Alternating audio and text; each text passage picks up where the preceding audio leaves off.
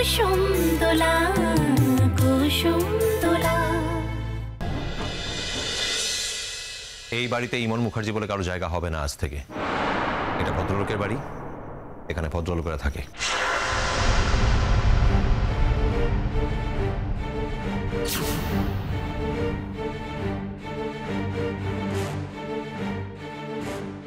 কেন এই যে ঘটকালি করলে, যে এত কাণ্ড যেখানে করলে সেখানে জায়গা হলো নি?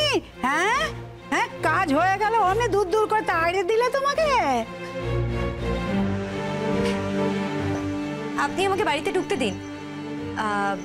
আমার যা বলার আমি বাড়িতে ঢুকেই বলছি, কারণ বাইরের সবাই জানতে পারছে। জানুক, জানতে পারুক।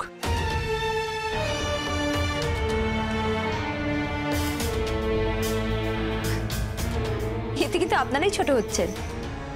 সবাই কিন্তু এটাই জানবে যে এত রাতে আপনি একটা মেয়েকে বাড়ি থেকে তাড়িয়ে দিচ্ছেন, তাকে ঢুকতে দিচ্ছেন না। জানতে পারুক, দেখতে পারুক, বুঝতে পারুক, যা করার করুক। দরকার হলে আমি প্রত্যেকজনকে জনে জনে বোঝাবো আমি তাকে কেন বাড়িতে ঢুকতে দিইনি।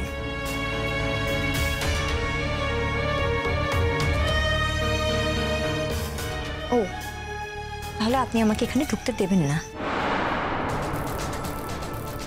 কেন এখন এই বাড়িতে এসছো কেন? কি মনে করেছো এ বাড়িতে থেকে যা ইচ্ছে তাই করে যাবে আর আমরা সব মেনে নেব? হ্যাঁ,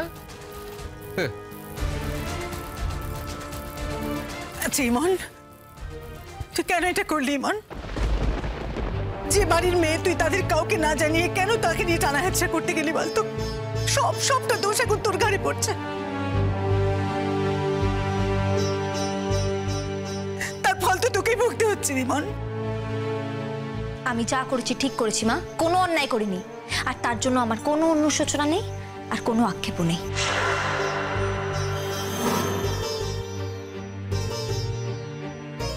উনি যেমন আমাকে এই বাড়ি থেকে তাড়িয়ে দিয়ে সবার কাছে প্রমাণ করতে চাইছেন যে আমি কেমন মেয়ে, ঠিক তেমন আমিও এই বাড়ি থেকে বেরিয়ে গিয়ে সবার কাছে প্রমাণ করে দেবো যে উনি কেমন লোক। অনেক হয়েছে।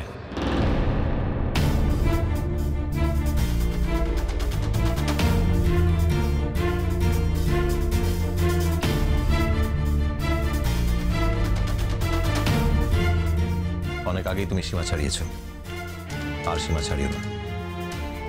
আমি এর আগে অনেকবার তোমাকে সাবধান করেছি, আজও সাবধান করছি। এই বাড়ির দুই সীমানা যেন তোমাকে আর দেখা না যায়।